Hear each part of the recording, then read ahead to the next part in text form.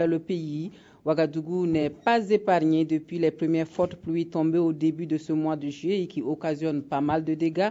Celle de la nuit d'hier à ce matin laisse une population dans le désarroi total, des voies impraticables, des maisons effondrées.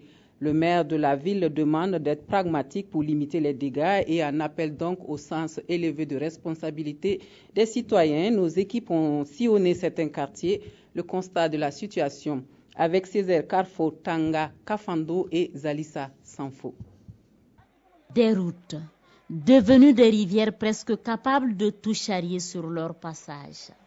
La pluie d'hier à ce matin a laissé beaucoup de traces dans la capitale. Ici, le pont Kadiogo est méconnaissable. Au quartier Zongo, certaines maisons n'ont pas pu résister.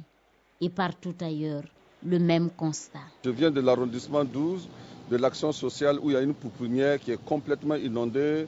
Et les vivres sont dans l'eau. On était obligé de faire des trous dans le mur pour faire partir l'eau qui est en trop. Et à l'arrondissement 6, c'est également la même chose. Comme je vous dis, dans tous les arrondissements, il y a des problèmes. La saison des pluies n'est qu'à son début. Et des pluies, il y en aura certainement encore. Alors, le maire en appelle au sens élevé de responsabilité et du devoir de tous. Il faut qu'on fasse un appel à la conscience citoyenne pour que nous sortons tous pour nettoyer nos caniveaux.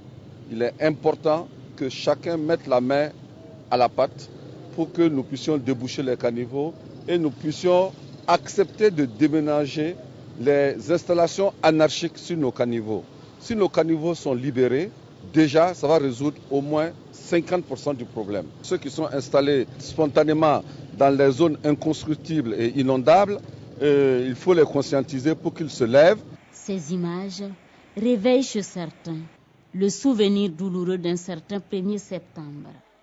Alors, il faut agir et vite pour que l'histoire ne se répète pas. Et Arma Bewende rassure, un comité de crise est déjà en place.